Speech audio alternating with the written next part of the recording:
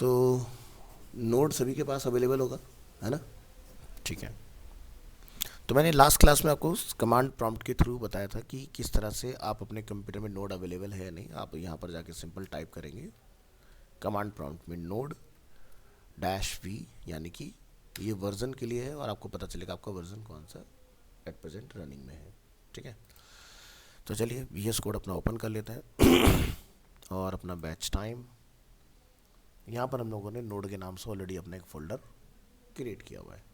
ठीक है, तो यहाँ पर जाके आप अपनी जो है फाइल वगैरह क्रिएट कर सकते हैं। ध्यान रखना है कि जो भी हम लोग फाइल बनाएंगे उसका जो नेम रहेगा और जो उसका टाइप होगा वो डॉट जेएस ही हमें रखना है इसके अंदर भी। ठीक है, sorry.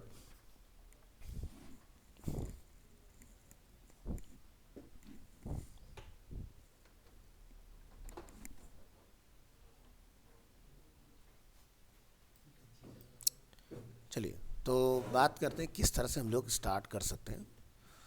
So once you have downloaded and installed Node.js on your computer, let's try to display sample text in a web browser.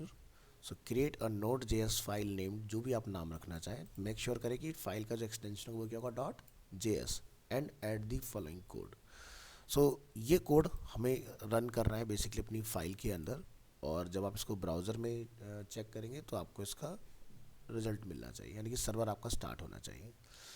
तो इसको भी हम लोग ट्राई करेंगे। तो after saving the file on your computer, जो भी आपका कंप्यूटर का नेम होगा, तो हमें से काफ़ी लोग शायद विंडो 11 चला रहे होंगे, है ना? विंडो 11 के अंदर आपका शायद हो सकता है कि माइक्रोसॉफ्ट का वन ड्राइव आता है, वो भी होगा, है ना? तो मेरे कंप्यूटर में तो वन ड्राइव नहीं है, बट अगर आपके कंप्यूटर में वन ड्राइव है तो आप देखिएगा कि आपको फिर उस तरह से अपना फाइल का लोकेशन वगैरह सेव करना है। तो डेस्कटॉप रखो, डी ड्राइव रखो, कहीं से भी चला सकते हैं। तो कैसे पता चलता है कि हमारे कंप्यूटर में वन ड्राइव वगैरह है या नहीं? एक तो जब आप लॉगिन कर दोगे तो वो माइक्रोसॉफ्ट से लॉगिन होता होगा। दूसरा, अगर हम लोग कमांड प्रॉम्प्ट में वापस एंटर करते हैं तो आप यहाँ नोटिस करेंगे, अगर हम लोग लिखते हैं CD और डेस्कटॉप लिखने पर अगर आप डायरेक्ट डेस्कटॉप पर आ जाते हैं तो आपका वन ड्राइव नहीं है। और अगर आप CD डेस्कटॉप लिखने पर डेस्कटॉप पर नहीं आ रहे हैं, इट मीन्स कि आपके कंप्यूटर में वन ड्राइव इंस्टॉल्ड है। शैली के नाम से किसने ज्वाइन किया है? अच्छा, पंकज।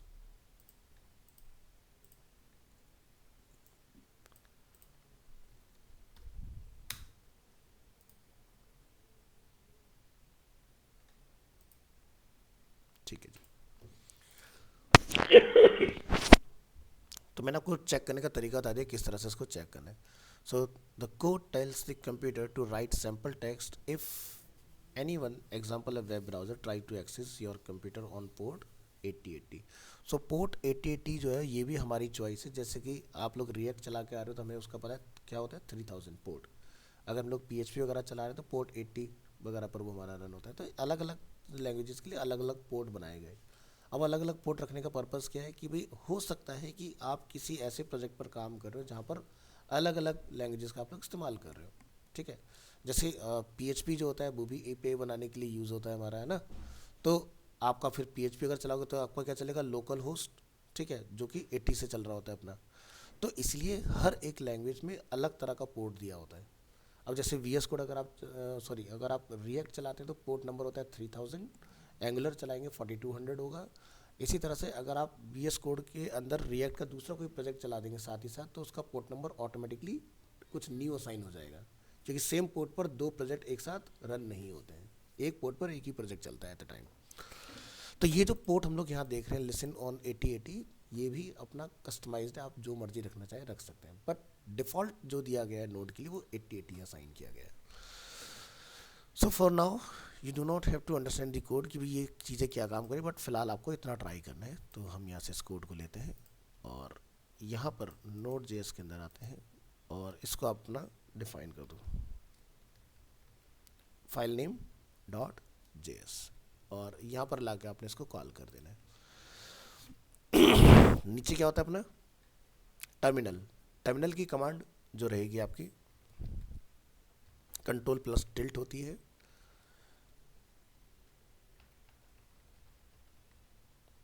CTRL प्लस टिल्ट, ठीक है। इससे आप अपना टर्मिनल चला सकते हैं। चलिए,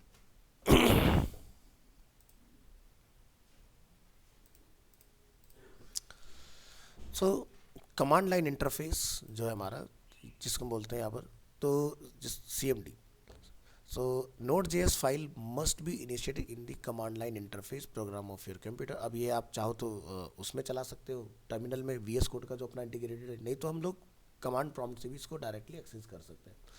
तो CMD से अगर मुझे चलाना है तो आप यहाँ से जाके रन करेंगे CMD, और रन एज एडमिनिस्ट्रेटर करने की ज़रूरत नहीं है, आप डायरेक्टली इसको चलाइए यहाँ से। अब आपको ये ढूंढना होगा कि प्रोजेक्ट हमारा कहाँ पर होस्ट है। तो प्रोजेक्ट हमारा जो है वो D ड्राइव वगैरह में रखा हुआ है। तो आप यहाँ से लिख सकते हैं CD स्पेस D, और यहाँ से आप कहाँ गए, D ड्राइव पर। तो यहाँ से या तो एक तरीका ये है, या फिर दूसरा तरीका हम लोग क्या कर सकते हैं वो मैं आपको बता देता हूँ।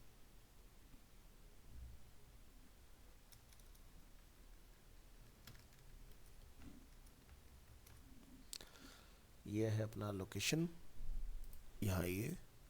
तो जैसे कि हमारा D ड्राइव के अंदर अपना यहाँ से MWF, और यहाँ पर हम लोग अपना फोल्डर बनाया 12 to 130, और ये अपना नोड का फोल्डर। तो यहाँ से आप डायरेक्ट अपने एड्रेस बार पर आएंगे, और यहाँ पर जाके आप क्या लिख देंगे, CMD।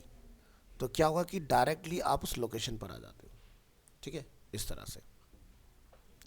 नहीं तो आपको लिखना पड़ेगा पहले CD D ड्राइव के बाद फिर आप लिखोगे क्लास रिकॉर्डिंग, फिर आप लिखोगे MWF, फिर इस तरह से आपको कई बार टाइप करना पड़ेगा। तो कंफर्टेबल हो टाइप करने में टाइप करो, अदरवाइज डायरेक्टली यहाँ पर जाके क्लिक, कुछ नहीं करना है, सिंपल क्लिक और सीधे CMD लिख देना है, आपका काम हो जाएगा। तो आपकी लोकेशन यहाँ पर आ गई, ठीक है। तो अपनी फाइल को आपने नेविगेट करना है इस तरह से। तो तरीका क्या है, how to open the command line interface on your computer depends on the operating system. For Windows user, press the start button and look for command prompt and simple write CMD in the search field, or we can press shortcut key window plus R, जिससे आपका dialogue box खुलता है, और इसमें आप जाके CMD लिख के भी चला सकते हो, ठीक है। तो बाय डिफ़ॉल्ट ये कुछ इस तरह से आपका आएगा। जैसे कि हमारे कंप्यूटर में अगर मैं आपको दिखाऊं, तो मेरा कंप्यूटर, मेरा नेम, यूजर्स, इस तरह से। इनिशिएट Node.js फाइल, तो आपने क्या करना है, यहाँ पर आपको जैसे रिएक्ट चला तो क्या लिखते हैं, npm start, यहाँ पर आप क्या लिखोगे, नोड और आपकी फाइल का नेम, और आपकी फाइल जो कि वो इनिशिएट हो जाएगी। The file you have just created must be initiated by Node.js before any action can take place. So start your command line interface, write node, your file name जो भी आप रखेंगे, एंड हिट एंटर, और आपका जो file होगा वो run होना चाहिए। तो चलिए, यहाँ पर हम नोड के फोल्डर में हैं, और यहाँ जाके हम लोग डिफाइन करेंगे node my first dot JS। तो एक बार मैं अपना नेम चेक कर लेता हूँ, क्या मैंने यही नेम डिफाइन किया है, सेम नेम है। तो यहाँ से जाके आप इसको रन करिए, ठीक है। अभी सर्वर देखो, कुछ इस यहाँ पर सेकंड लाइन में कुछ भी हमें होते हुए नहीं दिखाई दे रहा है ना, लेकिन मेरा कर्सर जो ब्लिंक कर रहा है। आपने क्या करना है, नेक्स्ट स्टेप, आप यहाँ आएंगे, लिखेंगे लोकल होस्ट 8080।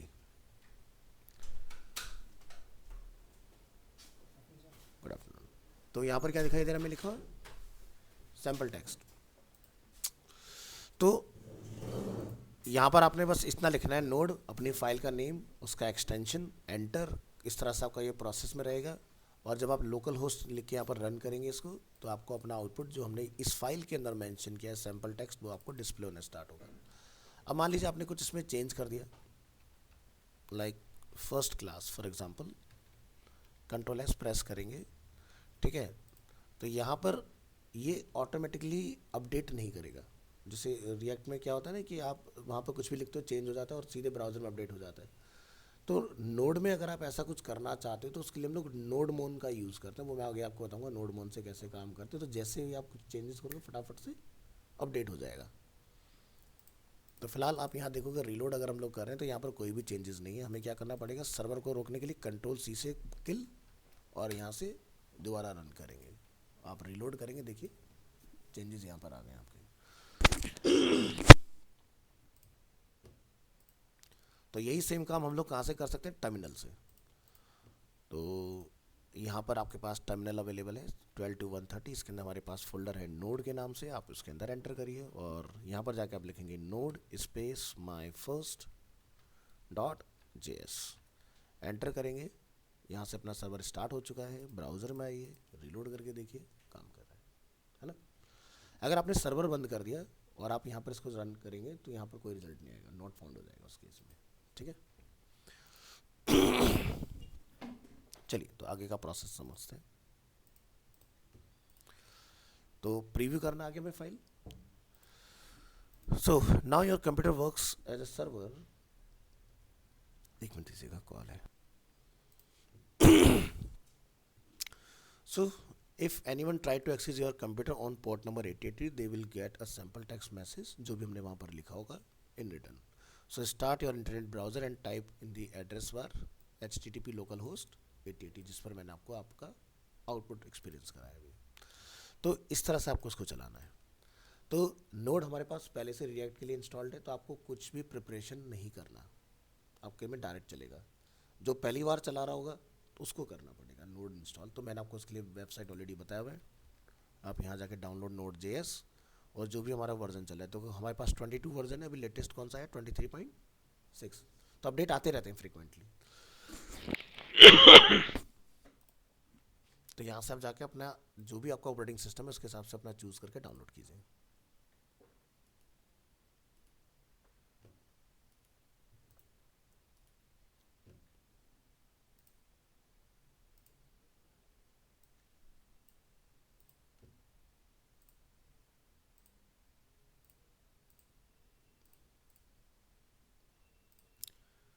चलिए अब समझते हैं हम लोग मॉड्यूल्स को इसके अंदर।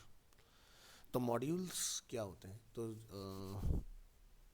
एनपीएम हमें पता है, एनपीएम की फुल फॉर्म क्या होती है, नोड पैकेज मैनेजर। तो जब भी आप रिएक्ट वगैरह कुछ इंस्टॉल करते हो, जैसे कि हमारे पास ये फोल्डर है माई ऐप, तो इसके अंदर क्या दिखाई देते हैं आपको, नोड मॉड्यूल्स, ठीक है। तो रिएक्ट चलाने में हमें इतने ज़्यादा मॉड्यूल्स की ज़रूरत नहीं होती, लेकिन जब नोड की बात आती है तब हमें मॉड्यूल्स चाहिए होते हैं। अब मॉड्यूल्स क्या क्या हो सकते हैं, जैसे कि पहली चीज़, सर्वर एनवायरनमेंट बनाने के लिए हमें क्या चाहिए, HTTP। भाई अगर आप ने नोटिस किया हो कि अगर हम लोग अपने कंप्यूटर में PHP की फ़ाइल को डायरेक्ट चलाएं बिना सर्वर ऑन किए, तो या तो वो डाउनलोड हो जाती है या फिर उसका पूरा का पूरा as it is code open हो जाता है। ट्राई करके देखना है। तो जैसे एग्जांपल के तौर पर हम चलते हैं अपना, ठीक है, या मैं एक काम करता हूँ फॉर टेस्ट पर्पस, मैं यहाँ से नोड के फोल्डर में एक फ़ाइल बना देता हूँ जिसका नेम है index.php, और यहाँ पर जाके हम लोग लिख देते हैं जैसे कि HTML5, और यहाँ हम PHP कोड ब्लॉक बना देते हैं अपना, ठीक है। यहाँ पर हम कुछ मैसेज लिख लेते हैं, मैसेज लिखने के लिए क्या लिखते हैं, एको, और यहाँ पर हमने हेलो वर्ल्ड लिख दिया इस तरह से, ठीक है। अब इस फाइल को अगर हम लोग राइट क्लिक करेंगे तो देखो सर्वर का ऑप्शन नहीं आ रहा, जैसे कि नॉर्मल एक HTML फाइल के बाद है ना। हम यहाँ से इस फाइल को लोकेट करेंगे अपनी ड्राइव पर, और ये हमारे पास हमारी ड्राइव आ गई इधर, और इस फाइल को हम ब्राउज़र में ड्रैग एंड ड्रॉप कर लेते हैं, ठीक है। ये देखो ये फाइल है हमारे पास इंडेक्स। तो क्या दिखाई दे रहा है, क्या PHP का फाइल एग्जीक्यूट हो रहा है, नहीं हो रहा ना। क्यों नहीं हुआ, क्योंकि सर्वर नहीं है, क्योंकि PHP जो है वो क्या है, क्लाइंट साइड, ये सर्वर साइड। क्या कौन सी लैंग्वेज है, क्लाइंट साइड सर्वर साइड में फ़र्क पता है ना क्या होता है।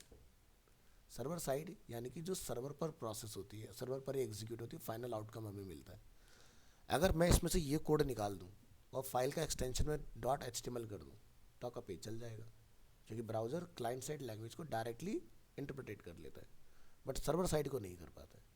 तो अगर आपके पास सर्वर है जैम, या आपका अलग अलग तरह के सर्वर्स अवेलेबल होते हैं, जो खाली विंडो पर काम करते हैं उनके लिए वैम्प आता है, जो मैक पर काम करते हैं उनके लिए मैम्प होता है, जो लिनक्स पर काम करते हैं उनके लिए लैम्प होता है, और एक होता है जैम्प जिसमें एक्स ऑपरेटिंग सिस्टम सभी पर चलता है वो, है ना। तो उस केस में आपको ये PHP फाइल डायरेक्टली इस तरह से ना दिखाई दे के खाली आपको ये स्टेटमेंट दिखाई देता है, हेलो वर्ल्ड लिखा हुआ। तो PHP क्या हुआ, server side. Server side code कभी भी दिखाई नहीं देता है ना, क्लाइंट साइड जो कोड होता है वही दिखता है सिर्फ। तो जैम्प हमारे में इंस्टॉल नहीं, क्योंकि ये नया फ्रेश इंस्टॉलेशन हुआ है, लेकिन शायद ड्राइव में होना चाहिए हमारी, देख लेते हैं एक बार। क्या छोड़ो, ये तो आपको पता ही है। आगे बढ़ते हैं हम लोग। तो मॉड्यूल्स भी कुछ उसी तरह से हैं। तो अगर हम अपनी इस फाइल पर एक नज़र डालें तो सबसे पहले हमने क्या डाला, HTTP मॉड्यूल डाला हुआ हमने। यही HTTP मॉड्यूल क्या करता है, आपका सर्वर एनवायरनमेंट बनाने में हेल्प करता है। ठीक है, ये नहीं होगा तो आपका सर्वर एनवायरनमेंट क्रिएट नहीं होगा। क्योंकि आपने जैसे PHP चलाते हो तो क्या करते हो, XAMPP में जाते हो, फिर वहाँ पे PHP MySQL ऑन करके आते हो। तो PHP चलाने के लिए क्या MySQL ऑन करना ज़रूरी होता है? ये सुनो, डायरेक्ट चल जाता है ना, अपाचे से हमारा काम हो जाता है। तो हम MySQL कब चलाते हैं, जब हमें कोई डेटा गिव एंड टेक करना होता है बैकएंड के अंदर। नोड के केस में क्या है, नोड ऑलरेडी आपका चल रहा है कंप्यूटर के अंदर, आपने इंस्टॉल करके रखा। क्या आप कहीं जाके कुछ शुरू करके आते हो? हमने क्या कुछ शुरू किया यहाँ पर? कुछ नहीं किया ना ऐसा।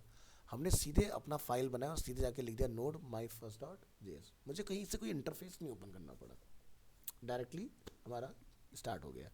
लेकिन ये जो सर्वर चल रहा है इसके लिए रिस्पॉन्सिबल है आपका ये मॉड्यूल। सो मॉड्यूल कहते हैं सम सॉर्ट ऑफ पैकेज। अब जैसे इस मॉड्यूल को ऐसे भी आप समझ सकते हो कि भाई साइन इन साइन आपका एक मॉड्यूल है हमारे पास। तो मॉड्यूल कस्टम भी हो सकते हैं, ठीक है, टेलर मेड इसको हम लोग बोलते हैं, या फिर मॉड्यूल जो है वो हमारे प्री डिफाइन भी हो सकते हैं। तो रिएक्ट में जब हम लोग काम कर रहे होते हैं तो हम लोग क्या करते हैं, बहुत सारे पैकेज मैनेजर इंस्टॉल करते हैं। वैसे ही नोड में सो मैनी भर भर के आपको यहाँ पर मिलेंगे, जो कि रिएक्ट के अंदर जाने पर आपको दिखाई देते हैं, जैसे हम लोग यहाँ से देखेंगे। इस तरह के दुनिया जहान के यहाँ पर मॉड्यूल्स अवेलेबल हैं। क्या ये सारे मॉड्यूल हमारे काम में आते हैं? तो बहुत सारे मॉड्यूल्स तो ऐसे हैं कि जो एक दूसरे पर इंटरकनेक्टेड है, आपको पता ही नहीं चलता है कि आप कितने मॉड्यूल्स वहाँ पर ऑटोमेटिकली चला रहे हो। ठीक है, क्योंकि अगर ये मॉड्यूल्स ना हो तो आपकी बहुत सारी चीज़ें काम ही नहीं करेंगी, है ना। तो कुछ तो इसमें से ऐसे हैं, जैसे कि HTTP मैंने इंस्टॉल तो नहीं किया, ऑटोमेटिकली काम करेगा क्योंकि वो इस मॉड्यूल पैकेज के अंदर पहले से अवेलेबल है, आपको कुछ नहीं करना। हाँ, आने वाले टाइम में जैसे जैसे जैसे हमारी क्लासेस बढ़ेंगी तो कुछ हमें मॉड्यूल्स इंस्टॉल भी करने पड़ेंगे इसके अंदर। कमांड वही रहता है जो हम लोग पहले से सीख के आए हुए हैं। तो मॉड्यूल को ज़रा अब यहाँ पर टेक्निकली समझिए। मॉड्यूल क्या है? Consider modules to be the same as JavaScript library. ठीक है, जावास्क्रिप्ट लाइब्रेरी का बेस्ट एग्जांपल क्या है? जैसे कि jQuery, है ना। जावास्क्रिप्ट के बाद में जो उसको रिफाइन करके लिखा गया, तो jQuery को किसने लिखा? गूगल ने। भाई पहले के टाइम में 2008 तक की अगर हम लोग बात करें या 12 तक की अगर हम लोग बात करते हैं, सबसे ज़्यादा चैलेंजेस क्या थे कि भाई मैं एक जावास्क्रिप्ट का कोड लिख रहा हूँ। अब हर बंदा अलग अलग तरह का कंप्यूटर चला रहा है, हर बंदा अलग अलग ब्राउज़र यूज़ कर रहा है, क्योंकि भाई जैसे जैसे लोग मॉडर्न होते गए, विंडोज़ हैं वो सबके पास अलग अलग होती गई। जैसे एग्जांपल के तौर पर आप में से बहुत सारे लोग आज विंडो 11 पर हो। क्यों? क्योंकि आपने नया लैपटॉप खरीदा है, तो आपके पास लाजमी विंडो 11 होगी। जिसका पुराना होगा उसके में बाय डिफ़ॉल्ट 10 होगा, जो उससे नीचे वाला होगा उसके पास कुछ और होगा, लाइक, है ना। तो अलग अलग विंडो के अलग अलग लिमिटेशंस, यानी कि ब्राउज़र के वर्जन की एक लिमिटेशन होगी ना, कि कितना तक हम लोग डाल सकते हैं, उससे बियॉन्ड नहीं आएगा, है ना। तो जैसे विंडो 7 में क्या होता था कि आपका इंटरनेट एक्सप्लोरर 11 लास्ट हुआ करता था। 11 के बाद में हमारा एज ब्राउज़र आ गया, है ना। तो जब हमारी नई विंडो मिली तो हमें नया ब्राउज़र मिला। अभी जैसे मैं विंडो यहाँ पर 10 चला रहा हूँ, तो आप देख रहे हो इंटरनेट एक्सप्लोरर को विंडो ने अपने इंटरनेट एक्सप्लोरर लवर के लिए क्या बनाया कि भाई 10 तक उन्होंने उसको अलाउ किया। लेकिन अब इन्होंने ये क्लियर कर दिया कि भाई इंटरनेट एक्सप्लोरर कम्प्लीटली बंद हो गया 2 साल पहले से। अब अगर आप इंटरनेट एक्सप्लोरर को हिट करोगे तो आपको उसके रिटर्न में एज ही मिलेगा। ठीक है, क्या लिखा है? The future of internet explorer is in Microsoft Edge. ठीक है, क्योंकि यहाँ पर बहुत सारी लिमिटेशन थी। एज जो है बिल्कुल एक तरह का वर्क स्पेस की तरह काम करता है, जैसे कि आप क्रोम चलाते हो, है ना, क्रोम के अंदर सब कुछ आता है ना, वैसे यहाँ पर भी सारी चीज़ें अवेलेबल हैं। तो ये पहले से काफ़ी एडवांस हो गया। जैसे आप देखोगे तो कुछ हुक्स आपको ऊपर बने बनाए मिल जाते हैं, जो आपको काम करने, आपको कहीं जाके सर्च नहीं करना, कुछ नहीं करना, है ना। तो इस तरह के बेनिफिट्स आपको मिलते हैं एज के अंदर।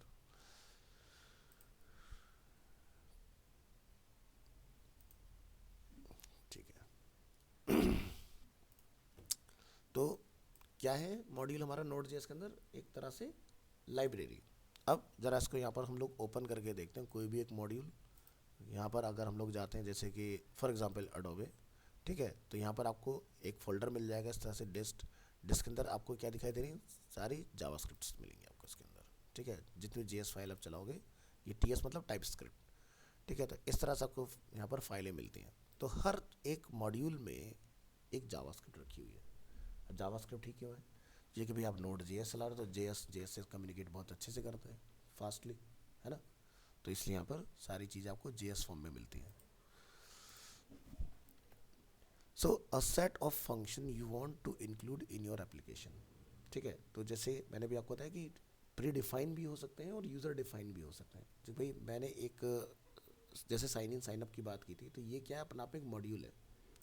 अब ये कहाँ कहाँ हो सकता है, जैसे मान लो कि मैं कोई वेबसाइट बना रहा हूँ और मुझे लगता है कि उस वेबसाइट में एक बंदे को ऑनबोर्ड होना पड़ेगा, ऑनबोर्ड होने के लिए उसको साइन इन साइन अप करना पड़ेगा, तो क्या हो गया, एक मॉड्यूल हो गया। अब एक ऐसा ही जैसे फ्लिपकार्ट जैसा एनवायरनमेंट, या तो बंदा पेज पर आते ही साइन इन साइन अप करेगा, या फिर जब वो प्रोडक्ट लेकर चेकआउट करने की बात करेगा तब उसको चाहिए होगा। तो यानी कि मॉड्यूल क्या है, एक पीस ऑफ कोड कि जिसको मैं अपनी रिक्वायरमेंट के हिसाब से कहीं पर भी रीयूज़ कर सकता हूँ, है ना।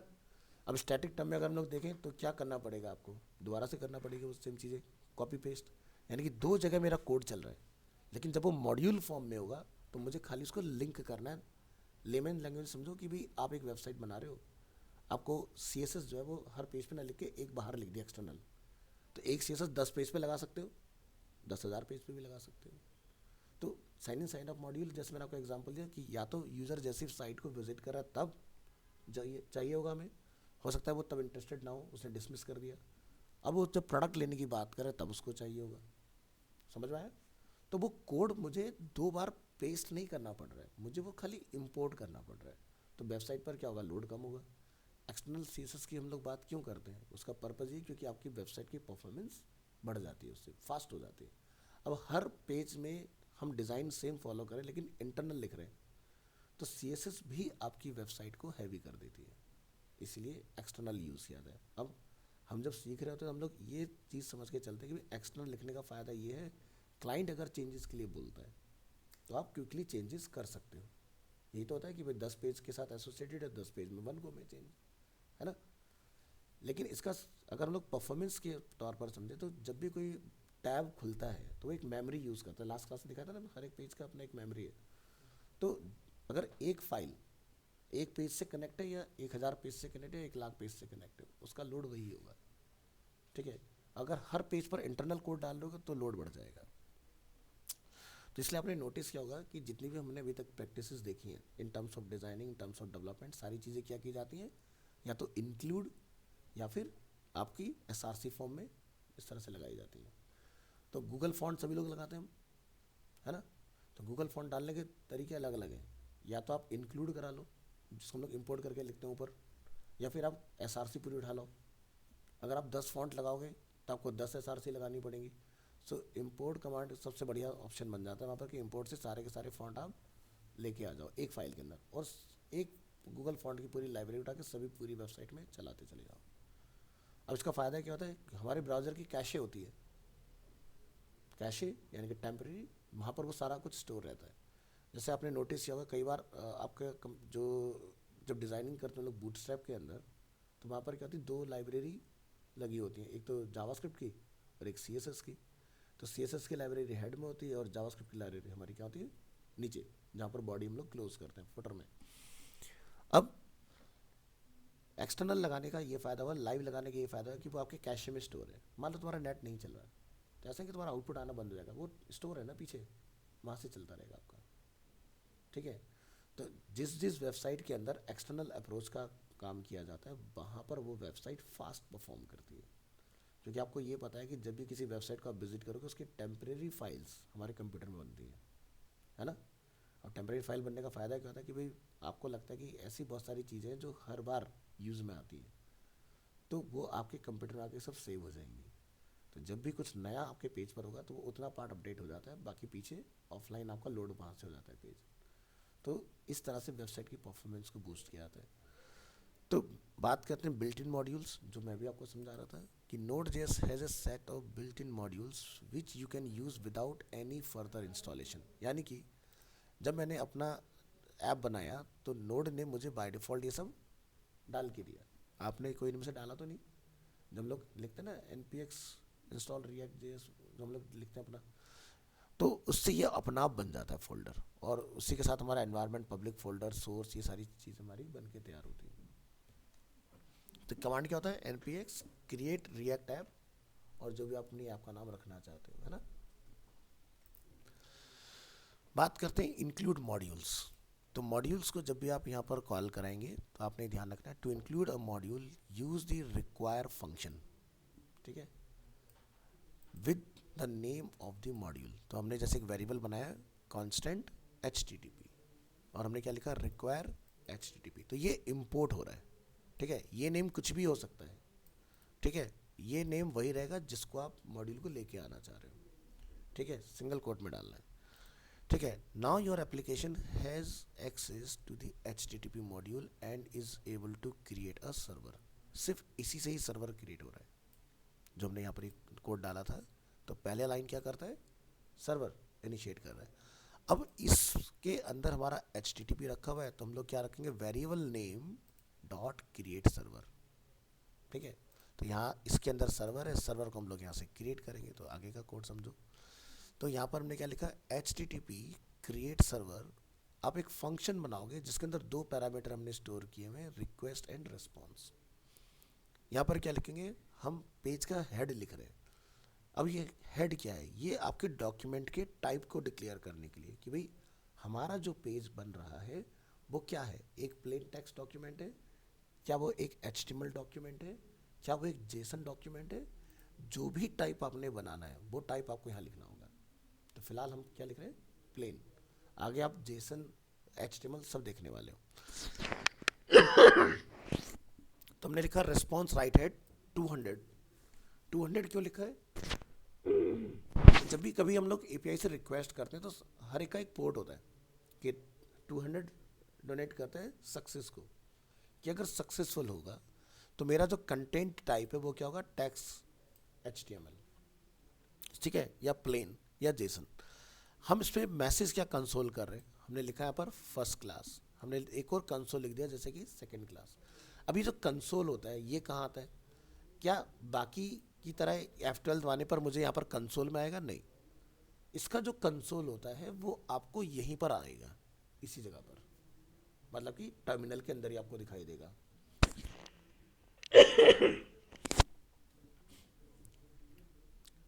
ठीक है, तो आप यहाँ से अपना कंसोल लिख सकते हो।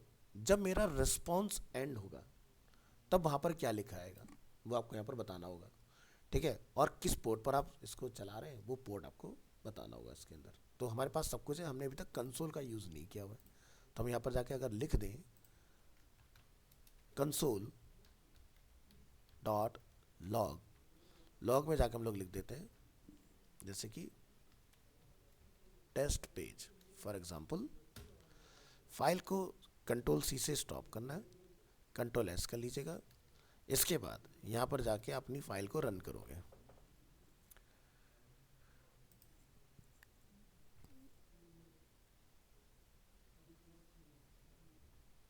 हमने अपना प्लेन वगैरह डाल दिया, इसमें नहीं डाला है शायद। एक बार इस कोड को आप टेस्ट करके देखें। Ctrl+C से स्टॉप,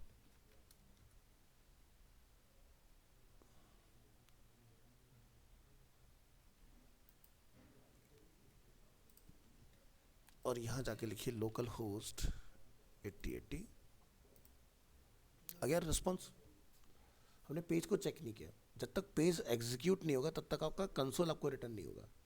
तो ये जब वहाँ सक्सेसफुल होगा तभी यहाँ पर रिटर्न होगा आपको, ठीक है। तो इस तरह से आपको उसको चेक करना है, यहाँ चलाओ और यहाँ पर आपको उसका रिस्पॉन्स मिल जाएगा। तो दोबारा से देखो, स्टॉप, यहाँ से रन, अभी तक कोई एक्टिविटी नहीं है। तो हम अपने पेज को यहाँ से ओपन कर लेते हैं इसके ऊपर, ठीक है। जैसे आप यहाँ से रिलोड करेंगे नोटिस कीजिएगा यहाँ पर अपडेट हो जाएगा, है ना, इस तरह से। तो ब्राउज़र पर जाके आपको एक्टिविटी करनी है तब जाके चलता है वो। चलिए, तो पहला पार्ट क्या है, HTTP मॉड्यूल, जिसके अंदर क्या है, सर्वर, HTTP से हम लोग क्या कर रहे हैं, सर्वर को क्रिएट, रिस्पॉन्स एंड रिक्वेस्ट। अभी सिर्फ हम लोग यहाँ पर रिस्पॉन्स को चला रहे हैं, अभी हम लोग कुछ सर्वर से रिक्वेस्ट नहीं कर रहे। रिक्वेस्ट वाला काम अभी हम लोग आगे सीखें किस तरह से रिक्वेस्ट करते हैं, तो ये पैरामीटर्स आपके ऑन होते हैं। ध्यान रखना ये दोनों ही लिखने हैं, एक आपका यूज़ नहीं होगा कोई दिक्कत नहीं है, लेकिन डिफाइन दोनों करने हैं आपने। अकेले की प्रैक्टिस मत रखना, पता चला बाद में भूल जाओ करना। तो रिएक्ट में हमने बहुत सारे ऑप्शनल वो पढ़े थे, ठीक है, ज़रूरत होगी तो चलेगा, नहीं तो वो रखना है हमें वहाँ पर। अब बात करते हैं खुद का अपना कोई मॉड्यूल बनाने की, कि अगर हमें अपना खुद का कोई मॉड्यूल बनाना, ये तो हो गया एच जो कि प्री डिफाइन है। So you can create your own module and easily include them in your application. So the below example, create a module that requires a date and time. ठीक है, यहाँ पर मिस्टेक हो गया, date है। So create a module that returns the current date and time. तो आपको क्या करना है, एक फाइल बना लेनी है जिसमें लिख दोगे आप उसका नाम, जैसे डेट टाइम डॉट JS, और उसको आपने क्या करना है, एक्सपोर्ट, जैसे हम लोग रिएक्ट में करते हैं अपना, और उसको फिर लाके आप इसको एक मॉड्यूल में कॉल करा लोगे और उससे डेटा अपना फैच कर लोगे। तो चलो एक फाइल बना लेते हैं डेट टाइम डॉट JS के नाम से, टेस्टिंग के लिए। तो PHP वाली फाइल मैंने रेफरेंस के लिए डाली थी, इसको मैं हटा देता हूँ कि अगर सर्वर एनवायरनमेंट नहीं होगा तो क्या होता है उस केस में। यहाँ से इस तरह से जाके इसको आप डिफाइन कर दोगे।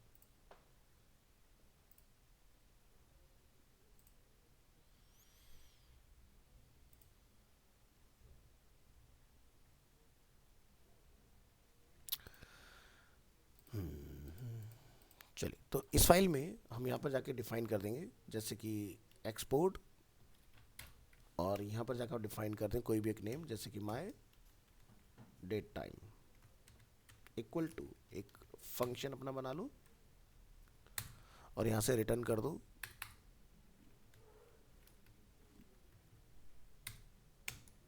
Date object. तो यहाँ पे लिखेंगे export dot my date time equal to, ये आप कुछ भी रख सकते हो, ज़रूरी नहीं कि सेम रखना है, कुछ भी रख सकते हो, ठीक है। यहाँ से अपना डेट ऑब्जेक्ट हम लोग रिटर्न करेंगे। अब इसको लाके आपने फैच करा लेना है, इसको क्लोज कर लो, या फिर हम लोग इसकी कॉपी बना सकते हैं। तो पहला स्टेप जो इस फाइल को रिक्वायर्ड है वो हमने यहाँ पर अपना कंप्लीट कर दिया, ठीक है। तो use the exports keyword to make properties and methods available outside the module file. अब क्या करना है, आपने इसको इंक्लूड करना है। So include your own module, now you can include and use the module in any of your Node.js file, ठीक है। आपने बस वहाँ पे लाके उसको कॉल कराना है। तो हम लोग एक फाइल बना लेते हैं डेट टाइम डॉट JS, तो ऑलरेडी अपने पास बना हुआ है। यहाँ पर आपने इम्पोर्ट मॉड्यूल का यूज़ करना है, और डॉट स्लैश, क्योंकि जब भी कोई फाइल हम लोग सर्वर साइड कॉल कराते हैं तो रिएक्ट से हम लोग सीख चुके हैं, सेम जगह पर भी है तब भी डॉट स्लैश का हमें यूज़ करना है, ठीक है। तो यहाँ जाइए और इसको डिफाइन करो। हमने इसको नेम दिया लाइक डेमो डॉट JS। यहाँ जाकर आप डिफाइन करेंगे वेरिएबल या कांस्टेंट, दोनों से चला सकते हो। वेरिएबल यहाँ लिखिए HTTP इक्वल टू, और यहाँ हम लिखेंगे रिक्वायर। रिक्वायर में जाइए और यहाँ जाकर हम लोग डिफाइन कर देंगे HTTP, एक वेरिएबल बना लो like DT date time equal to, यहाँ पे लिखिए रिक्वायर, और यहाँ पर आपने लाके अपनी कॉल करानी है। तो क्या नाम है, डेट टाइम, क्या नाम रखा हमने इसमें, वो नेम ले आओ, माय डेट टाइम, कॉपी, और यहाँ पर कॉल, या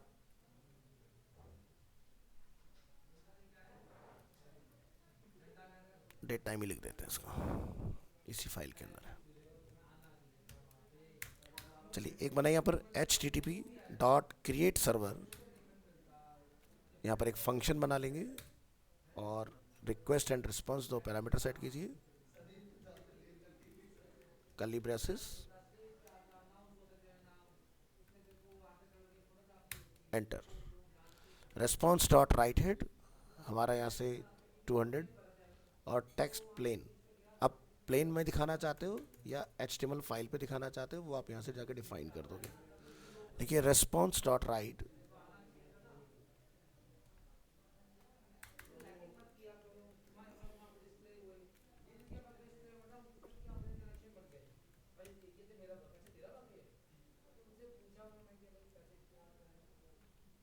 the date and time are, तो गेट डेट टाइम हमने यहाँ पर कुछ इस तरह से डिफाइन कर लिया इसको।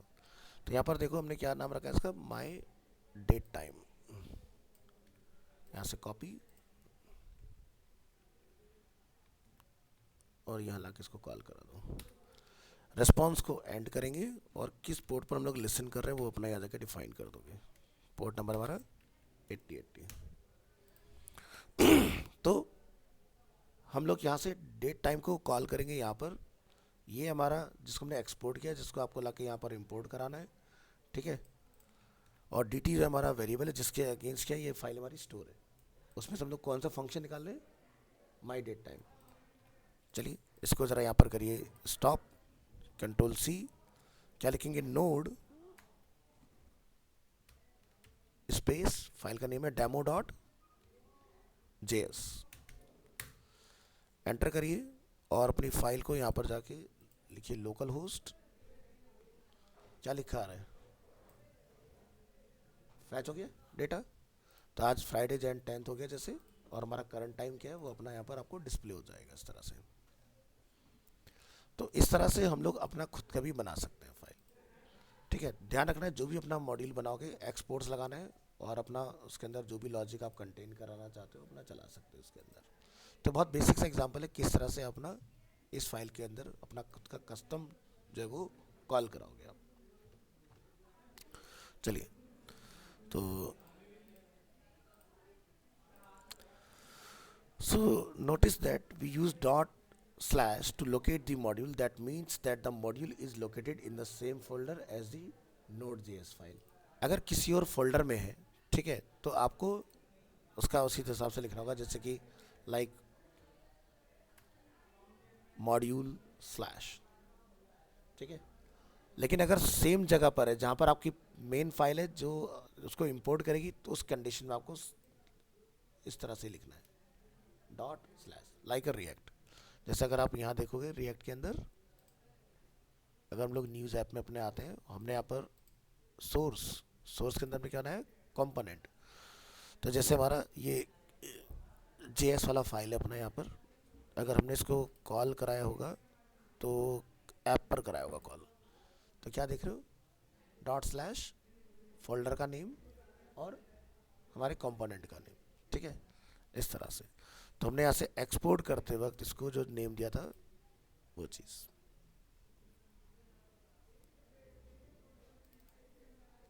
ठीक है।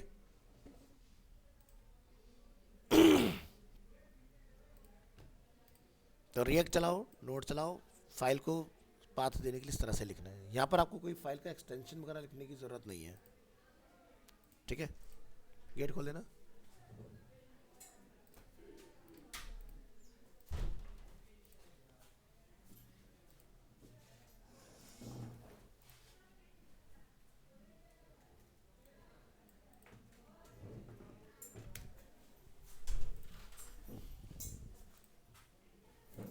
चलिए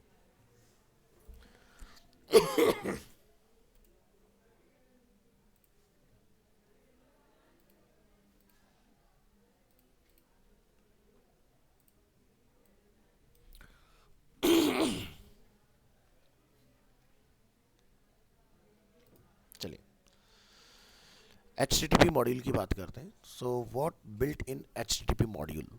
So Node.js has a built-in module called HTTP which allow Node.js to transfer data over the hypertext transfer protocol. So to include the HTTP module, use the require method.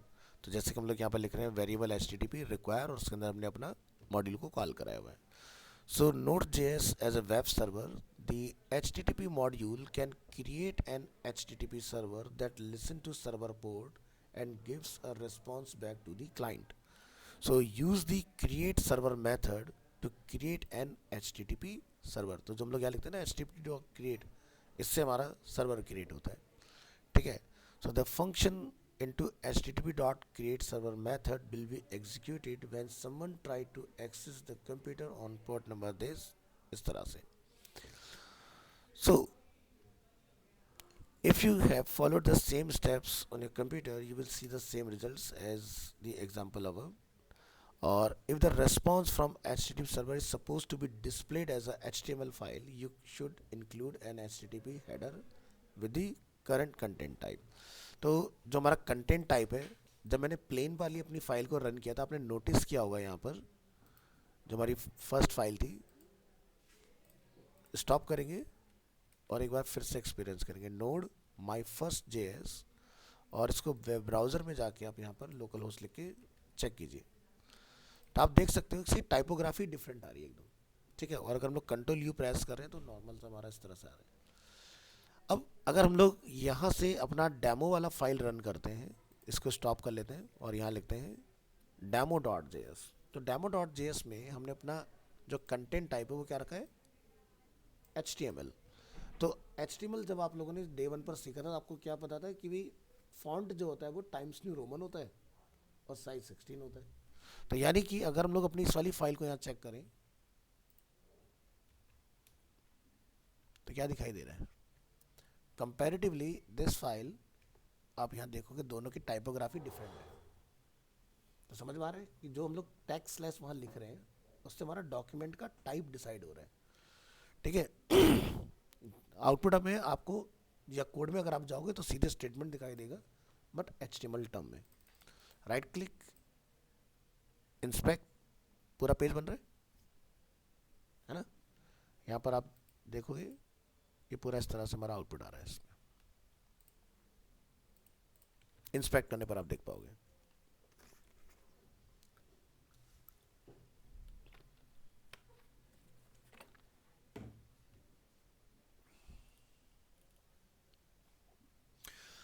So the first argument of the response.writeHead method is the status code. 200 means that all is okay, and the second argument is an object containing the response header. ठीक है. Next, read the query string. The function passed into the http.createServer has a request argument, ठीक है, that represents the request from the client and an object http.incomingMessage object. इसको अगर हम लोग technically समझे तो इस तरह से वर्क करता है. This object has a property called URL which holds the part of the URL that comes after the domain name. So यहाँ पर हमने ये अपना डिफाइन किया रहे हैं. अगर इस तरह से request.url, तो हमें अपना ये पाथ बताएगा. जैसे कि यहाँ जाके आप ट्राई करें, लिखिए request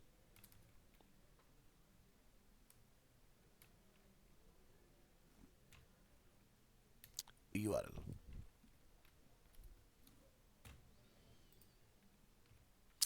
ठीक है. तो राइट में डालना है इसको, तो प्रिंट भी हो जाएगा फिर हमारा ये.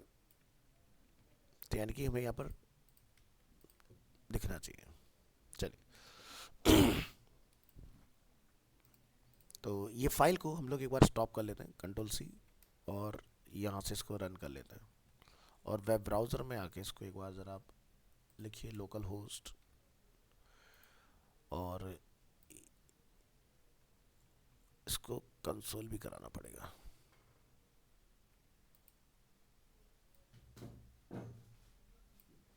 response.write ऑलरेडी हमारा चल रहा है, तो अंदर ही प्लस कर देते हैं इसको.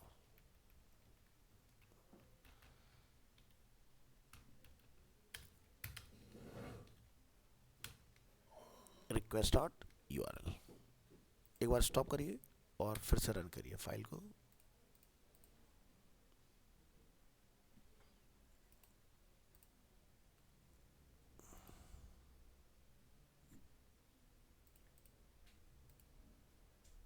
demo.js, कुछ प्रॉब्लम आ रही है फाइल में.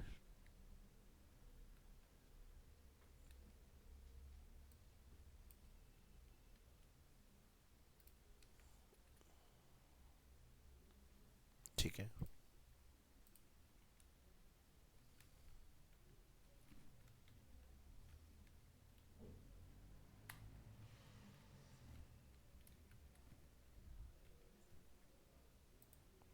स्टॉप और दोबारा एग्जीक्यूट करो।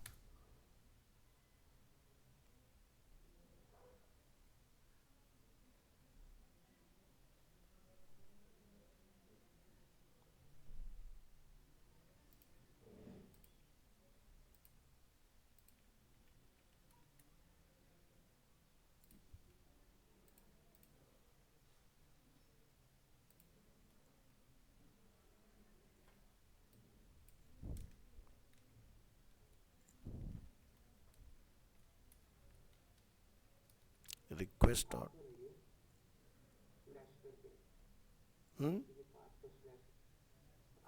हाँ, वो वहाँ पर एंड में पहुँच रहा है। मैं यहाँ पर इसको नीचे प्रिंट करूँगा।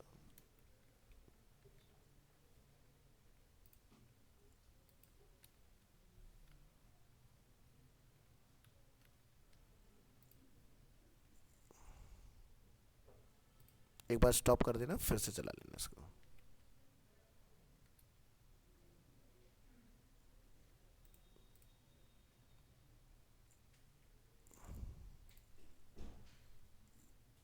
अनडिफाइंड दिखा रहा है ना, रिक्वेस्ट डॉट रिस्पॉन्स।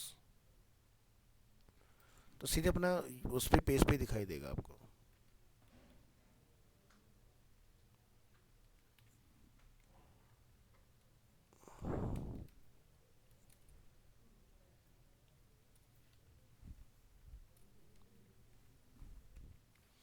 तो अभी हमारा जो यूआरएल है ना, वो डायरेक्ट स्लैश के ऊपर है, ठीक है, यानी कि किसी डोमेन वगैरह पर आप नहीं हो। और इसको एक बार स्टॉप कर लेना और री एग्जीक्यूट कर दोगे तो यहाँ पर आपको एक छोटा स्लैश दिखाई देगा इधर, ठीक है। तो ये क्या है, डायरेक्ट हम लोग ना इस पोजीशन पर है, इन्वेस्ट।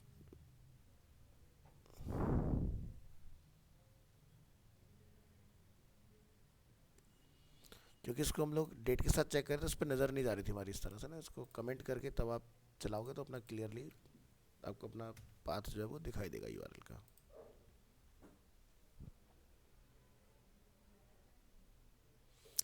चलिए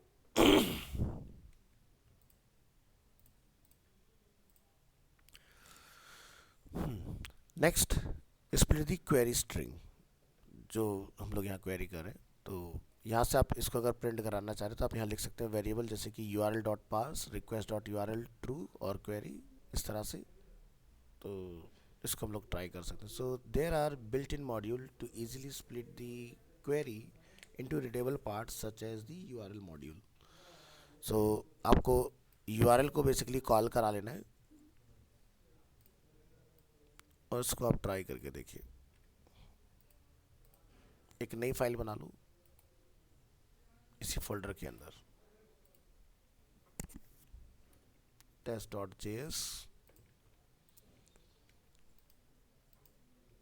और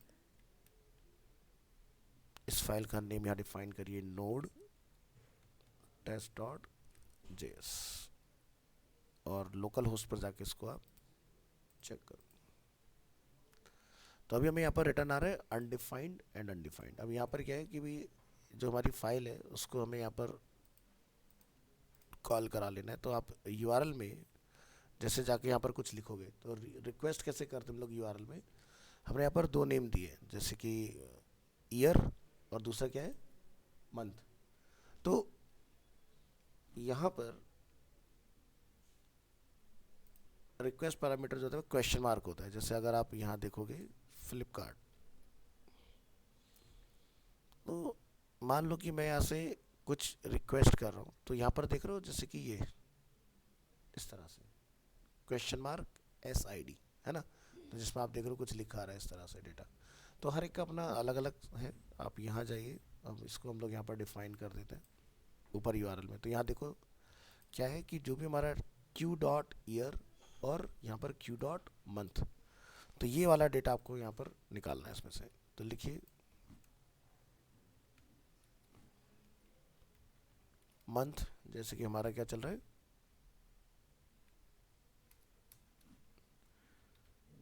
जैन, ठीक है। तो रिटर्न आ गया डेटा। इसी तरह से और क्या है, एक हमारे पास है ईयर,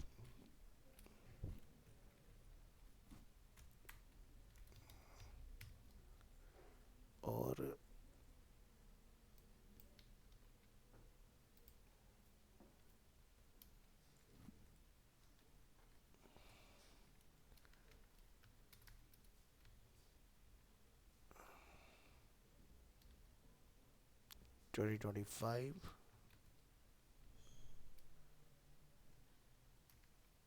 बीच में और क्या अपने पास स्पेस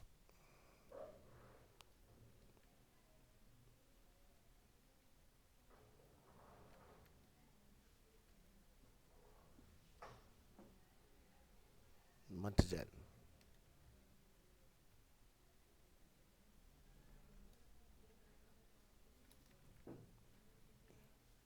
ठीक है, तो आपको इस तरह से रखना क्वेश्चन मार्क, अपना ईयर, और यहाँ पर अपना एंड मंथ। तो आपको ये दोनों का डेटा जो है, जो हमने यहाँ पर अपना डिफाइन किया हुआ है, तो यूआरएल में जो भी आपका पास डेटा होगा उसको पार्स करके वो आपको रिटर्न कराएगा इसके अंदर।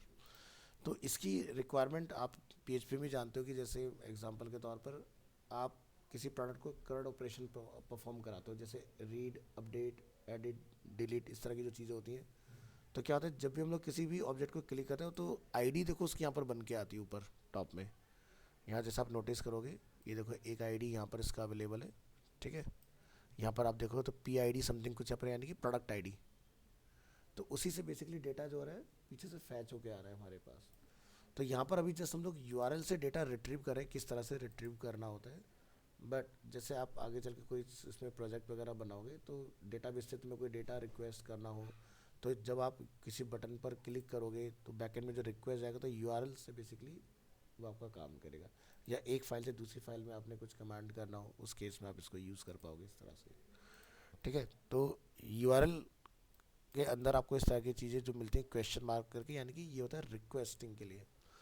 तो ये नेम कुछ भी हो सकता है, बट हमने फिलहाल यहाँ पर यही नेम यहाँ डिफाइन किया, ईयर और मंथ, तो आपको उसी के अगेंस्ट लिखना है। तो क्यू के अगेंस्ट क्या रखा है, यूआरएल मॉड्यूल हमारा। यूआरएल को हमने पार्स किया रिक्वेस्ट डॉट यूआरएल, ताकि हमारा वो डिस्प्ले हो जाए फ्रंट एंड के ऊपर।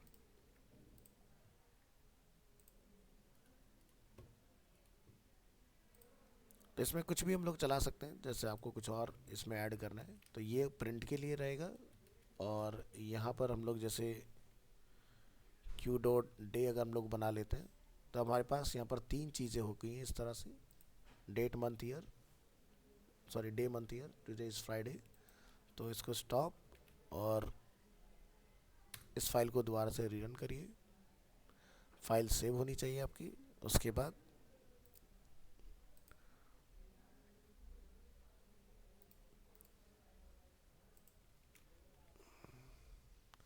तो तीनों चीज़ें अभी के लिए आपको अनडिफाइंड यहाँ पर आएंगी, बस यहाँ पर क्वेश्चन मार्क सबसे पहले आपका, जैसे कि ईयर,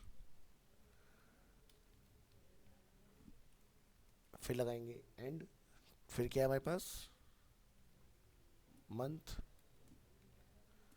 फिर एंड का सिंबल लगाएंगे, तीसरा क्या है हमारे पास डे। ठीक है, तो एंड आपको मिलेगा, यानी कि जब आप गूगल में कुछ सर्च करते हो, एग्जांपल के तौर पर हमने लिखा अरीना और एनिमेशन। ठीक है, तो यहाँ पर जब आप ये लगाते हो इस तरह से तो आप देखते हो क्या लिखा रहा है, question mark Q, query equal to क्या है, अरीना प्लस एनिमेशन, क्योंकि स्पेस जो है वो आपका प्लस में जाता है इसके अंदर। ठीक है, उसके आगे आप देखोगे एंड, है ना। तो इस फील्ड का जो नेम है वो आपको क्यू होना चाहिए। अगर हम लोग इंस्पेक्ट करें इसको,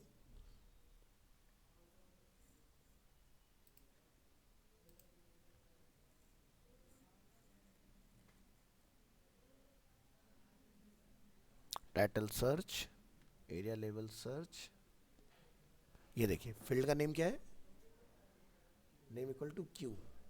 ऐसे ही अगर आप यूट्यूब चलाते हो तो उसका कुछ डिफरेंट नेम रखा होगा उन्होंने। यहाँ जाइए, राइट क्लिक करिए, इंस्पेक्ट पर क्लिक करिए,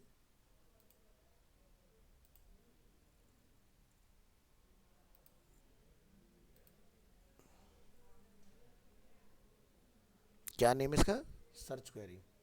अगर मैं यहाँ पर जाके कुछ भी सर्च कर लेता हूँ, जैसे कि अरीना एनिमेशन फॉर एग्जांपल, तो क्या लिखा रहा है, क्वेरी क्या है, सर्च क्वेरी, यानी कि जो फील्ड का नेम होता है अपना।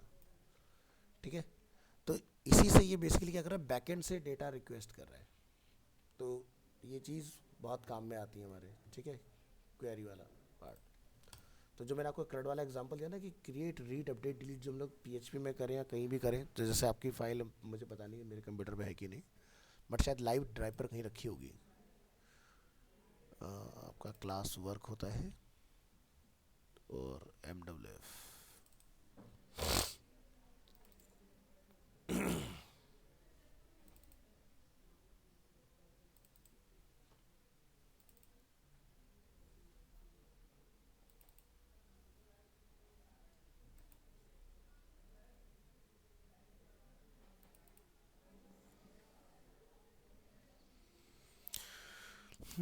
तो यहाँ पर आप अपना इसको ध्यान से देखिए।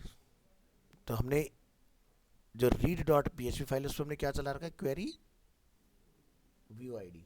तो जब इसको हम लोग टैप करते हैं तो ये क्या करता है, पीछे से रिक्वेस्ट करता है उस पर्टिकुलर फाइल से जिसमें से हम लोग रो की आईडी को पता लगाते हैं कि रो की आईडी क्या है।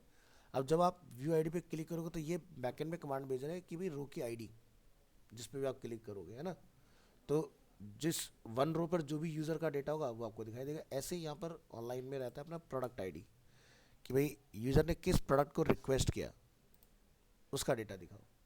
तो जैसे आप यहाँ क्लिक करोगे तो इसका एक अपना PID होगा, ठीक है, इस तरह से।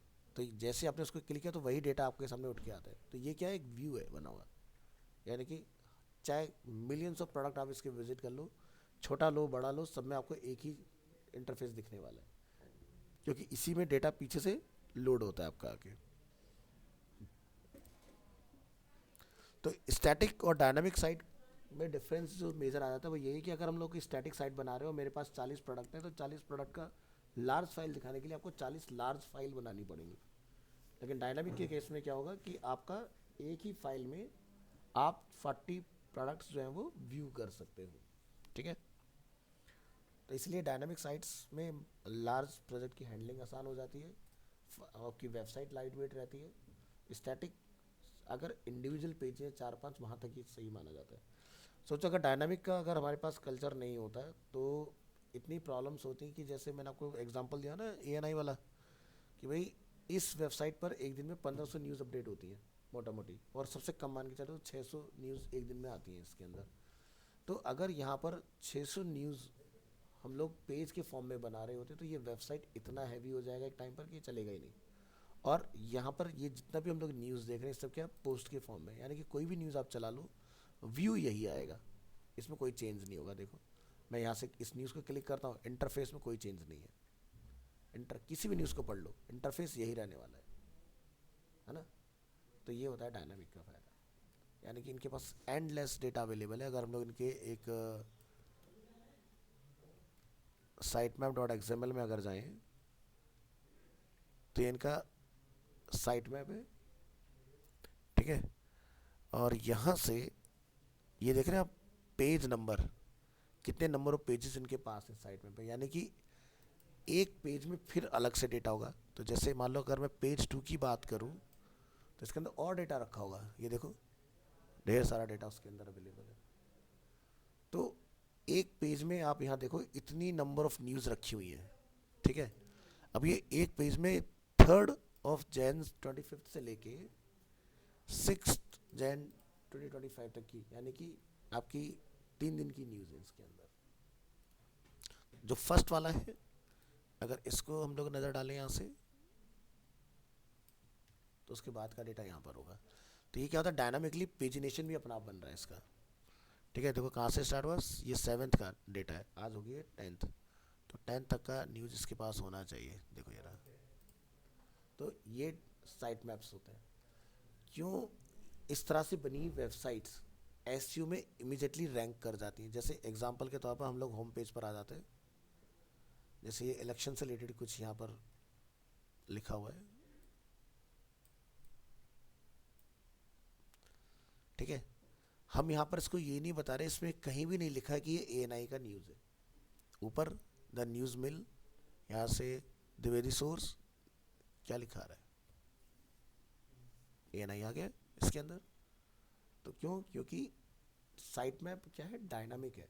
जैसी न्यूज़ किसी ने लिखा डायनामिक इंटरफेस के अंदर, उसका URL तुरंत बन गया साइट मैप में।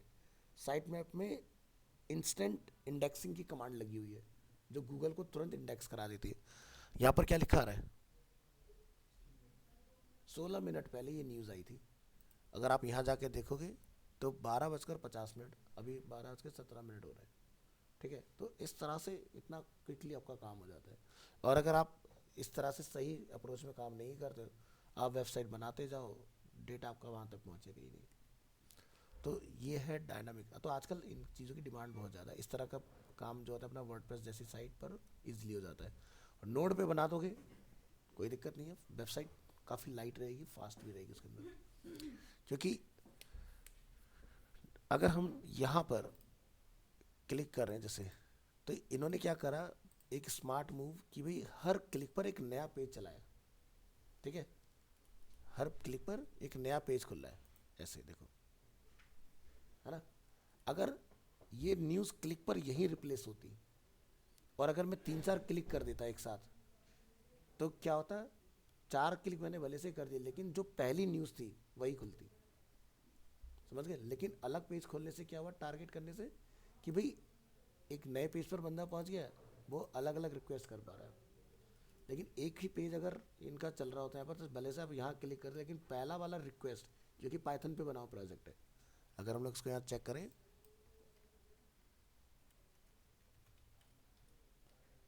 तो ये पाइथन जेंगो में बना हुआ प्रोजेक्ट है। ठीक है, तो यहाँ पर पाइथन जेंगो एक साथ मल्टीपल रिक्वेस्ट नहीं लेता जैसे नोड लेता है। नोड में होगा तो क्या होगा, आपने अभी क्लिक यहाँ करा, उसके बाद आपने यहाँ क्लिक कर दिया, जो लास्ट होगा वही एग्जीक्यूट हो जाएगा। और अगर अलग अलग टारगेट हो तो अलग अलग में खोल देगा उसको। लेकिन पाइथन जेंगो पीएचपी के केस में क्या होगा कि 3 पर मैंने एक साथ क्लिक किया, 1 2 3, साइट का लोडिंग टाइम ज़्यादा है, थर्ड वाला नहीं चलेगा, चलेगा पहले वाला ही। क्योंकि जब तक पहली रिक्वेस्ट सक्सेसफुल नहीं होगी तब तक 2 रिक्वेस्ट ले ही नहीं जाएंगी। ये तो पढ़ा था हमने लास्ट क्लास में, ये डिफरेंस है। तो रिएक्ट और नोड कंपनियां क्यों प्रेफर कर रही हैं आज की डेट में, जहाँ पर हमारा ट्रैफिक ज़्यादा से ज़्यादा हो। ठीक है, हमें नहीं पता आज 10,000 लोग हैं, कल को 10 लाख लोग होंगे, सबको हैंडल कर लेगा इसलिए। दूसरा, रिएक्ट को यूज़ करने का पर्पस वर्चुअल डोम। ठीक है, हम जो स्टैटिक डिज़ाइनिंग करते हैं उसमें डोम हमारा फिजिकल होता है, उसमें नहीं होता। तो इस तरह से आप अपने यूआरएल वगैरह से डेटा वगैरह जो है वो फैच कराओगे अपना। तो हम समझ में आ गया क्या लिखना है। ऊपर यूआरएल पर जाके क्वेश्चन मार्क, आपका वेरिएबल का नेम जो भी आपने रखा हुआ है, जैसे कि ईयर इक्वल टू लिखो, एंड का सिंबल, सेकंड वेरिएबल, एंड का सिंबल, थर्ड वेरिएबल, इस तरह से अलग अलग चीज़ें आप चला सकते हो। ठीक है, तो क्वेरी के लिए क्वेश्चन मार्क चलता है।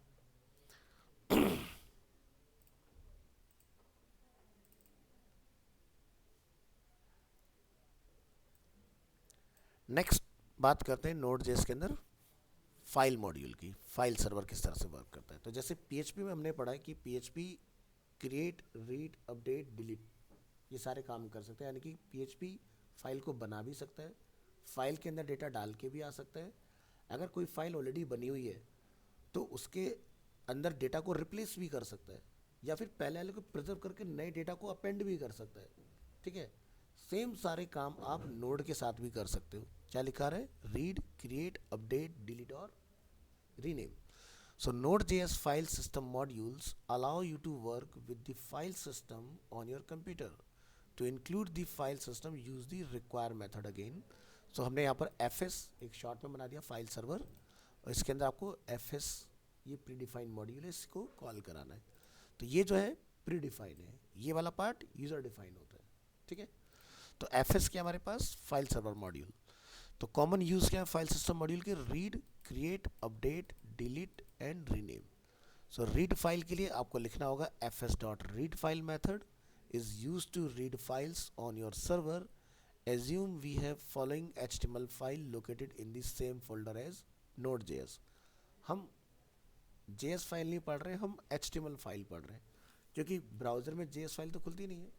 यानी कि मुझे उसको क्या करना पड़ता है, जैसे आप रिएक्ट जब चलाते हो तो क्या लिखा था, वेब पैक कंपाइल सक्सेसफुली। मतलब कंपाइल सक्सेसफुली का क्या हुआ कि जो भी आपने जेएस में लिखा वो कंपाइल हो गया एचटीएमएल के अंदर, जो कि आपको index.html फाइल के थ्रू यहाँ दिखाई देता है। वीएस कोड पे आओ, आप यहाँ जो भी लिखते हो सोर्स के अंदर सब क्या होता है, जेएस होता है ना।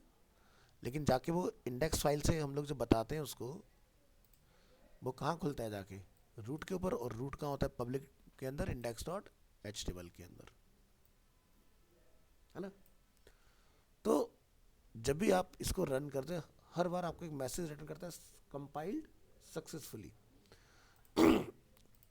तो इसी तरह से नोड में हम ब्राउज़र की जब बात करते हैं तो जेएस फाइल को फैच नहीं करते, हमें तो ब्राउज़र में क्या चलता है हमेशा, एचटीएमएल। किसी भी लैंग्वेज में आप वेबसाइट डेवलप करो, ब्राउज़र एक ही पब्लिशिंग लैंग्वेज को समझता है, विच इज़ एचटीएमएल। तो डेवलपर अगर आप बन रहे हो तो एवरी वेब डेवलपर और designer should have a basic understanding of HTML and CSS, जो कि जब तक एचटीएमएल नहीं होगा कोई भी डायनामिकली ड्रिवन डेटा डिस्प्ले नहीं होगा। या तो प्लेन फॉर्म में आएगा, जैसे मैंने भी लिखा टेक्स्ट स्लैश प्लेन, प्लेन में जैसा होगा वैसे आ जाएगा, उस पर कोई स्टाइल अप्लाई नहीं हो सकता, बट एचटीएमएल होगा तो हम उसको स्टाइल कर सकते हैं, ठीक है। तो यहाँ पर आप टेस्टिंग के लिए कुछ फाइल्स जो है अपनी वो क्रिएट कर लोगे और उनको आप फैच करके देखो क्या हम उस फाइल को रीड कर पा रहे हैं कि नहीं।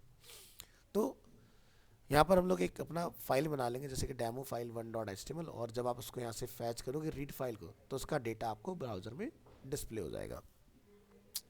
अच्छा, एक चीज़ और, हो सकता है आप में से किसी के पास पोर्ट का इशू आए, 8080 ना चल रहा हो। तो जैसे कि मेरा जब पुराना पीसी चल रहा था ना तो उसमें पोर्ट 80 मेरा काम नहीं कर रहा था, तो अपना पोर्ट नंबर चेंज कर लेना आप लोग, ठीक है। तो पोर्ट नंबर 80 की जगह मैंने क्या रख दिया, 90 कर दिया, तो मेरा काम चल रहा था। तो आप लोग भी ऐसा कर सकते हो, अपना पोर्ट नंबर बदल लेना। अगर 1% दिक्कत आए कि भाई कंपाइल नहीं हो पा रहा आपका, तो ट्राई करके देख लेना इस चीज़ को। तो चलिए एक फ़ाइल बना लेते हैं, डेमो फाइल 1, और यहाँ जाइए अपने नोड के फोल्डर के अंदर, और यहाँ जाके न्यू फाइल, और इसको एक नेम दे दीजिए, और इसमें जाके आप कुछ लिख दीजिए,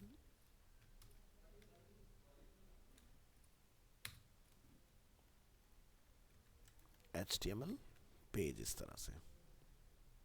इन सभी फाइल्स को बंद कर दो। तो ये हमारे पास फाइल है। तो अगर हम लोग इसको लाइव देखना चाहें इस तरह से, तो डायरेक्टली ये फाइल हमारा चला है, बट हम इसको रिक्वेस्ट करेंगे किसके थ्रू, नोड के थ्रू। चलिए, तो यहाँ ये, और अपनी एक फाइल बना लो इधर, रीड फाइल डॉट जेएस, ठीक है। तो हमने ये तो रखना ही है क्योंकि हमें सर्वर चलाना है, तो ये तो फिक्स है, जैसे इंपोर्ट रिएक्ट हम लोग करते हैं वैसे ही। ये क्या हो गया, अपना फाइल सर्वर हमने अपना कॉल कराया। रीड फाइल में जाके आपने अपनी जो डेमो फाइल 1.html है उसको यहाँ पर मेंशन करना है, जो भी आप नेम रखोगे अपना डिफाइन कर लेना है इस चीज़ को, ठीक है। रेस्पॉन्स डॉट राइट में जो भी इसके अंदर डेटा होगा वो डेटा हमारा प्रिंट हो जाए, और उसके बाद में हमारा सर्वर बंद। ध्यान रखना, रेस्पॉन्स को एंड करना ना भूलें। अगर एंड नहीं किया, क्योंकि नोड की जो वेबसाइट्स होती हैं वो किसी छोटे मोटे सर्वर पर होस्ट नहीं होती, इसके लिए आपको अच्छे सर्वर बाय करने पड़ते हैं, और सर्वर जब अच्छा सा बाय करोगे तो उसकी एक डिसेंट सा अमाउंट रहेगा। अब अगर आपने इसको बंद नहीं किया तो जिस भी फाइल को आप रिक्वेस्ट कर रहे हो वो सर्वर पर खुली रह जाएगी, और फाइल अगर ओपन रह गई तो आप तो यहाँ से ब्राउज़र को बंद कर दिए ना, लेकिन जहाँ से रिक्वेस्ट हुआ था वहाँ पर वो चल रहा है, और कोई और विजिटर आया उसने भी फाइल को चलाया, उसने बंद कर दिया, लेकिन आपने एंड नहीं कर रखा था रिस्पॉन्स, तो फाइल लाइफ लॉन्ग सर्वर पर चलती ही रह जाएंगी। इससे क्या होगा, आपका बिल बहुत ज़्यादा आएगा, और हो सकता है एक टाइम ऐसा है कि आपकी साइट जो है वो क्रैश कर रही हो, चल ही ना रही हो, बहुत स्लो परफॉर्म कर रहा हो, क्योंकि टास्क खुले पड़े हैं ना। तो जैसे हम लोग PHP चलाते हैं तो हम लोग क्या करते हैं, एंड कर देते हैं ना नीचे, इसी तरह से यहाँ पर भी response and is very important, ठीक है। नहीं तो आपका फाइल आपने अपने यहाँ से बंद कर दिया, जहाँ से रिक्वेस्ट हुआ था वहाँ पर लाइफ लॉन्ग चलता ही रहेगा, ठीक है। तो स्केलेबल जो सर्वर होते हैं, जैसे कि आपका अमेजोन का होता है ना AWS, आपने मान लो वहाँ पर अपना प्रोजेक्ट होस्ट कर लिया, या फिर हिरोकू से हम लोग कर सकते हैं, बहुत सारे तरीके हैं होस्ट कराने के। तो अननेसेसरी आपका जो आना चाहिए चार्जेस उससे डबल ट्रिपल हो सकता है गलत कोड की वजह से, इस चीज़ का खास ध्यान रखना है। चलिए इसको रिक्वेस्ट करेंगे, फाइल को सेव करेंगे, Ctrl+C से स्टॉप, और यहाँ जाके आप लिख देंगे रीड फाइल डॉट जेएस। इसके बाद यहाँ जाइए, लिखिए लोकल होस्ट 80 तो हमने 90 रखा हुआ है, तो आप 90 चला लो, नहीं तो मैं इसको 80 करके दोबारा से रन कर देता हूँ। सेव जरूर कर लीजिएगा और यहाँ से रिक्वेस्ट को रिलोड करिए। आगे हमारा पेज, ठीक है। तो यानी कि नोड आपको फैसिलिटेट कर रहा है कि आप किसी HTML डेटा को फैच कर सकते हैं सर्वर के ऊपर, उसको रीड करा सकते हो, ठीक है। तो ये हुआ हमारा रीड फाइल का काम, ठीक है। तो इसके लिए आपको यहाँ पर यूज करना है रीड फाइल। बात करते हैं क्रिएट फाइल। तो क्रिएट आज नहीं करेंगे, बट मैं आपको बेसिक समझा देता हूँ। तो एक होता है यहाँ से अपेंड फाइल, एक होता है ओपन फाइल, एक होता है राइट फाइल। 3 मेथड है। ओपन का काम क्या है कि अगर आपने कोई फाइल का नेम लिख के कमांड को रन किया, तो अगर फाइल पहले से बना हुआ है तो वो उसको ओपन कर देगा, ठीक है। और अगर फाइल नहीं है तो वो उस नाम की फाइल को बना के आएगा। अपेंड फाइल का काम क्या होगा कि अगर फाइल नहीं है तो बना भी देगा, और अगर फाइल है उसमें कुछ लिखा है तो उसको भी रखेगा, प्लस नया मैटर भी डाल के आ जाएगा। राइट फाइल, अगर कोई फाइल नहीं बनी है तो बनाएगा और लिख के भी आएगा, और अगर फाइल बनी हुई है तो उसको ओवरराइट कर देगा। समझ गए? फाइल तीनों से ही बनेगी, लेकिन तीनों का अपना अपना काम है। क्या? अपेंड प्रीवियस डेटा को प्रिजर्व रखेगा और नया डेटा भी डालेगा। ओपन फाइल क्या है कि आपका फाइल अगर नहीं बना हुआ है तो बनाएगा, और अगर आपका बना हुआ है तो उस फाइल को ओपन करा देगा, लेकिन जो पहले का डेटा होगा उसको रिप्लेस कर देगा। सिर्फ अपेंड फाइल ही एक ऐसा इसके अंदर आपके पास मेथड है जो डेटा को सिक्योर करता है। तो जब आप क्रिएट फाइल की कमांड चला रहे हो तो इसका बहुत ज़्यादा ध्यान रखना है कि मेरा डेटा ना चला जाए, क्योंकि सर्वर पर अगर डेटा गया तो उसका अंडू नहीं होता। ये ध्यान रखना कि आप सोचोगे अंडू कर दोगे वापस हो जाएगा, नहीं होगा, गया तो गया। तो इसलिए इस लॉजिक को लगाते हो तो आपको इस चीज़ का खास ध्यान रखना है। सो दी fs dot append files method appends specified content to a file. If the file does not exist, the file will be created. और अगर फाइल बनी हुई है ऑलरेडी, कुछ पहले से डाला हुआ है उसके अंदर, उसको भी रखेगा, नया मैटर भी डाल के आ जाएगा, ठीक है। तो प्रैक्टिकली इसका हम नेक्स्ट क्लास में देखें किस तरह से ये वाला पार्ट आपका काम करेगा। अच्छा फीचर है।